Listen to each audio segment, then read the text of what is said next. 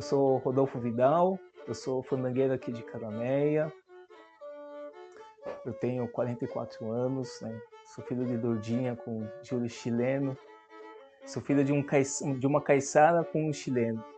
Eu conheci o fandango desde a infância de ver, mas de forma muito pouca ainda, né? Só em festas tradicionais. Mas foi em 2005 que, depois de voltar de uma viagem, eu realmente me identifiquei com o fandango, voltei já com o intuito de aprender a tocar rabeca, para tocar outros ritmos. Mas depois que eu conheci o fandango, e aí eu não parei mais. O fandango caiçara é uma manifestação cultural, artística, ela envolve dança, música e religião, e ela nasceu como forma de pagamento através dos mutirões. E o que eram os mutirões? Por exemplo, eu tinha lá uma roça de mandioca, e aí no dia da colheita eu chamava todos os meus vizinhos para me ajudar. A gente passava lá o dia trabalhando. Quando chegava no final do dia, como eu não tinha dinheiro para pagar, aí eu pagava com festa, com fandango. O fandango sempre foi ligado ao trabalho, à prática do trabalho como pagamento, fazia parte, né, daquilo.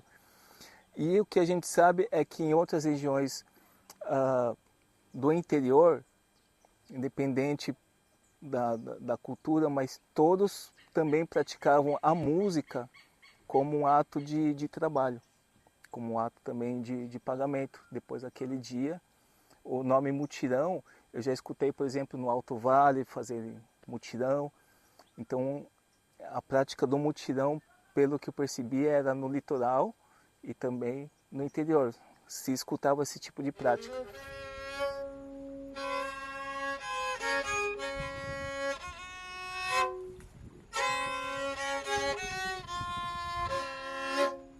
Então eu acho que a gente pode até comparar o mutirão de antigamente com hoje.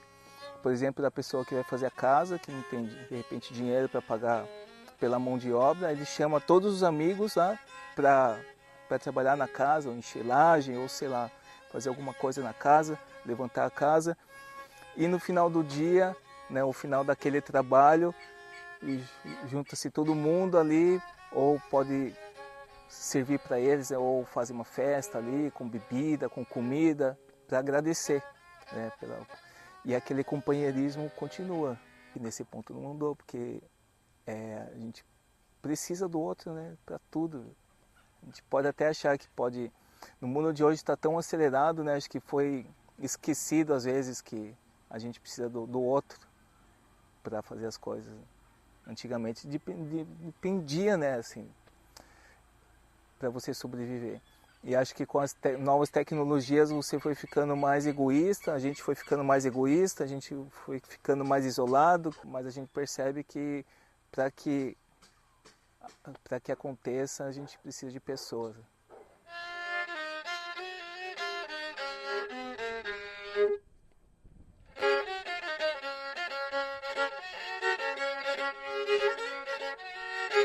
A rabeca no fandango, né, o que eu acho, assim, o que eu já li um pouquinho, muito provavelmente chegou ali no século XVI, né, junto com os portugueses.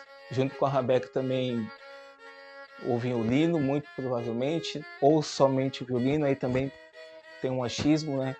E aí quando eles chegaram no nosso litoral, esse instrumento, ele foi, enquanto o violino, ele foi já para uma camada, né, mais elevada, assim, de pessoas de mais dinheiro, a rabeca ficou ali no meio rural e também no meio caiçara. Aí por volta de 1950, 60, começou-se, né, as leis ambientais impedindo as roças, que foi muito prejudicial. O fandango quase acabou nessa época, infelizmente. E depois de um tempo, com trabalho, né, e esforços de muitas pessoas, caiçaras, se não me engano foi em 1998, teve um encontro na Ilha do Cardoso, e nesse encontro foi resgatada, a princípio, que a gente sabe que foi a primeira vez onde puderam reunir alguns grupos da cidade, e depois desse encontro foram acontecendo de formar mais grupos na cidade. E aí o fandango foi se retransformando também.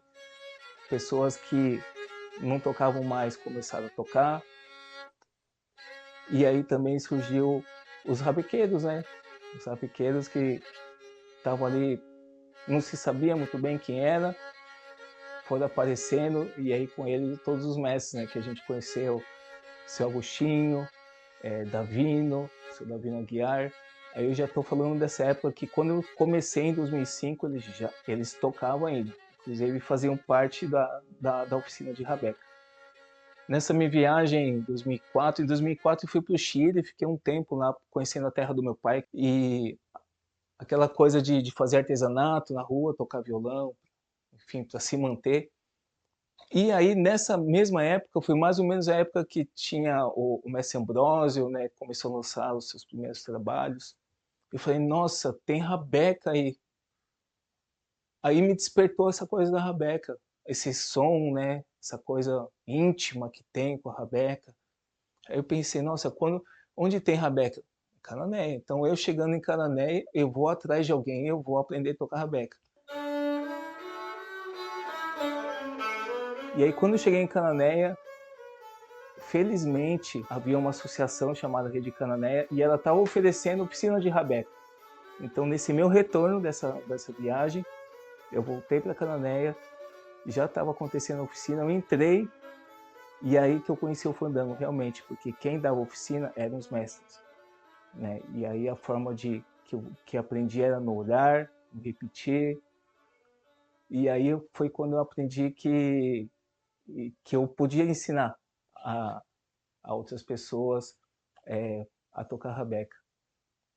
Passou-se mais um tempo e criei um método também de ensino de rabeca que ajudou muito, né? Depois de toda uma experiência. E também tive prazer, né? E ainda tenho prazer de acompanhar os mestres nos fandangos por aí.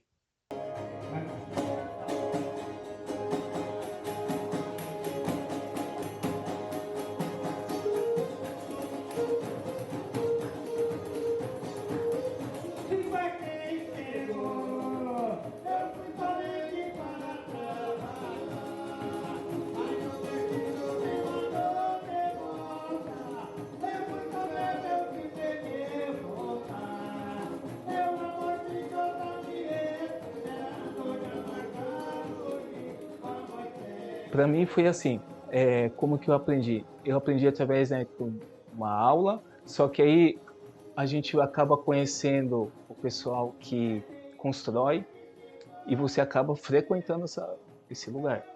Então, por exemplo, para aprender a construir, eu já tinha ideia de todo o processo que era feito, de visitar, nunca tinha feito, eu tinha anos, né? Nunca fiz.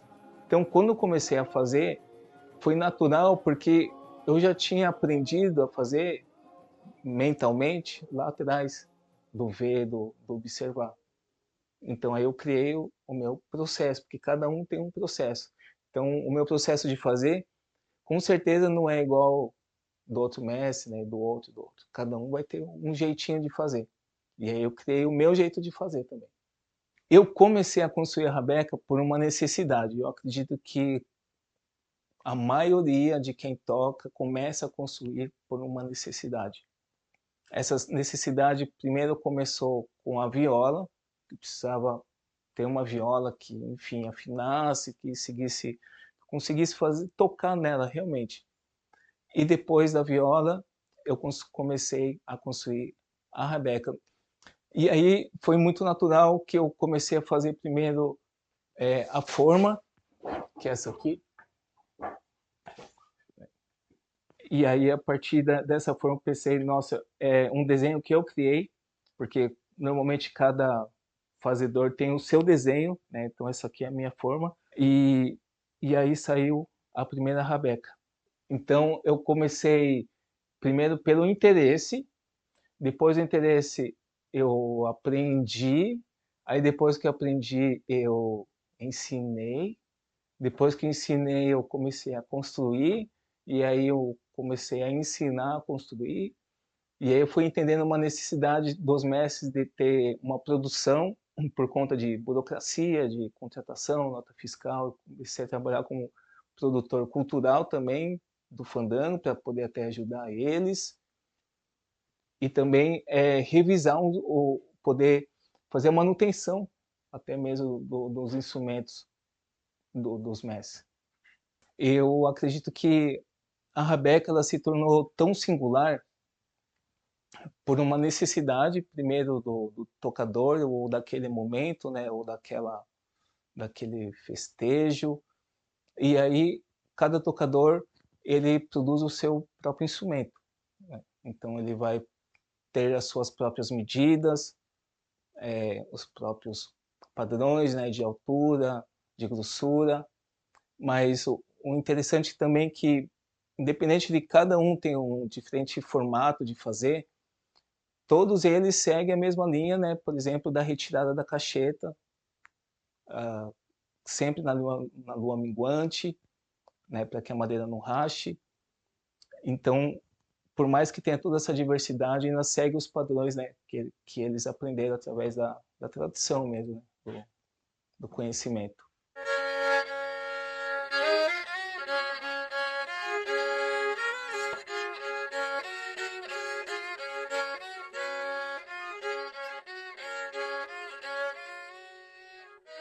Então, cada rabeca, ela sendo com um corpo diferente, ela vai trazer sons diferentes também, né? Sensações diferentes. Algumas vão ter mais agudo, outras vão ter mais graves, umas vão ter mais volume, vai chegar mais longe o som, outras nem tanto.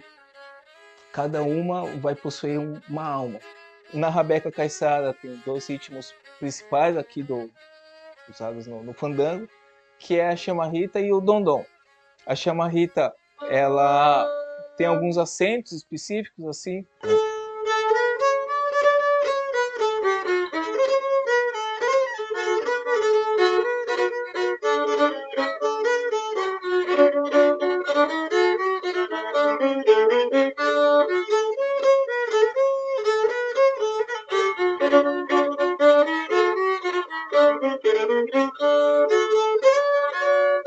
Então a rabeca sempre vai tentar acompanhar também o que a viola está pedindo ali na pancada da viola, que a gente chama. E o outro toque é o dondom, que o dondom ele é mais puladinho, né?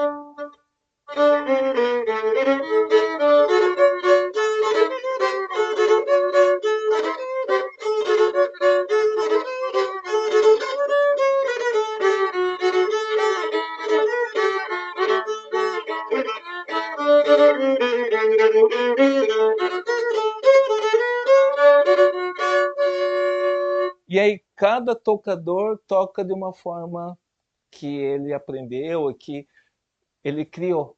A importância, né, de cada um fazer diferente, não ter aquele padrão de fazer a rabeca igualzinha, principalmente para reconhecer um território também, porque em Cananéia se tem um formato mais ou menos que você olha ali, você vai percebendo aquelas rabecas eram de Cananéia. Você vai para Iguape, já tem uma outra forma a rabeca. Você bateu o olho, você já fala, nossa, aquela rabeca veio daquela região de Iguape. A rabeca, por exemplo, lá do Varadouro, do Ariri, também você bateu o olho na rabeca, você sabe que aquela rabeca é daquela região. Então, essa diversidade também, além do som, ela, além da importância, né, sonora da rabeca, mas a importância de reconhecer no território a localidade que é aquele instrumento. Ela reconhece não só, né, pelo som, mas também como a identidade daquele local. Eu normalmente começo pelo tampo, né, já tenho um molde pré-definido, depois do tampo eu faço o fundo dela. Terminando essa aqui, eu passo para a forma. E aí, com a forma a gente vai dobrando aqui as laterais, nesse caso aqui com cacheta, né? A gente esquenta para poder dobrar, vai fixando aqui nas laterais, até que se fecha aqui. Terminou aqui, eu passo normalmente pro braço, faço toda a confecção dele, inclusive com a voluta, né, ou caramujo. Após isso, na sequência, nós colamos o reengrosso em toda a lateral dela. Ok, colei todo o reengrosso, venho e colo o fundo. Colei o tampo do fundo, a rabeca vai estar nesse processo aqui. Continuando, eu normalmente colo o tampo, colei o tampo, passo para a confecção do sobrebraço. Após terminar esse processo, eu venho com a colagem. Agora a gente vai para a segunda parte, que são as peças móveis. É a cravilha, o estandarte, o cavalete, a alma e o peão, montando a rabeca. O tampo, o sobrebraço, cravilha, peão, o estandarte, o cavalete e a alma, que é colocada no final, no processo que você já está colocando as cordas.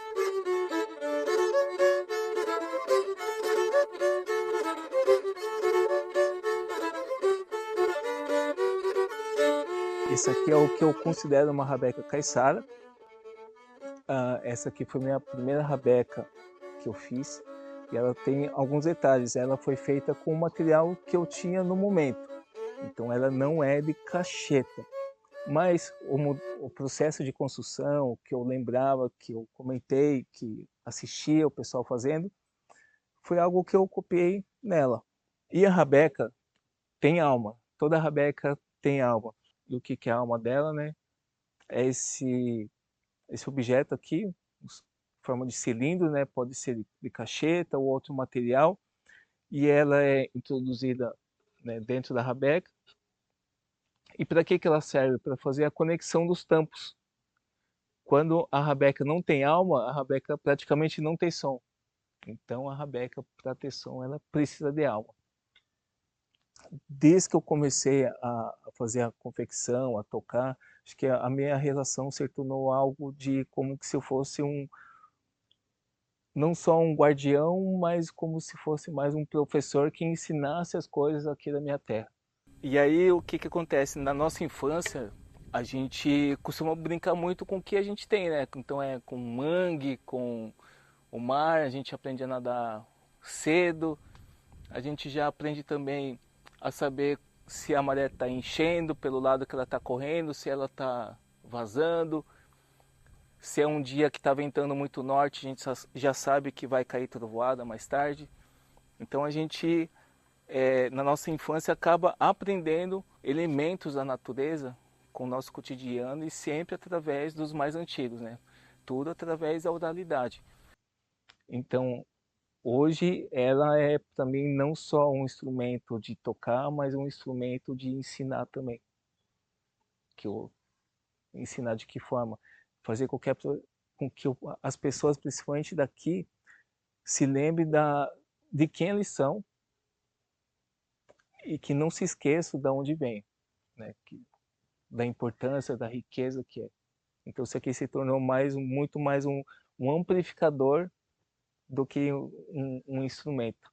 Aí esse é o principal, acho que, sentimento que eu tenho, né? Pela rabeca hoje, pela viola também, e pela cultura caiçara. O futuro do fandango eu acho que é desafiador, porque como que a gente pode formar novos formadores? De que forma que a gente pode formar novos formadores que vão repassar? Porque eu já estou numa geração, e a geração que está antes de mim? Então eu vejo que tem uma lacuna, né? Como que a gente pode trazer isso? Esse aqui acho que é o maior desafio, assim, talvez para a cultura, né? Essa visão, esse olhar aqui para dentro. Como que a gente consegue, por exemplo, colocar isso em escola, ou mais vezes, ou de forma diária? Como que a gente consegue incentivar isso? Acho que esse é o maior desafio. Fazer novos formadores. Porque, por exemplo, o dia que eu for, quem que vai ensinar?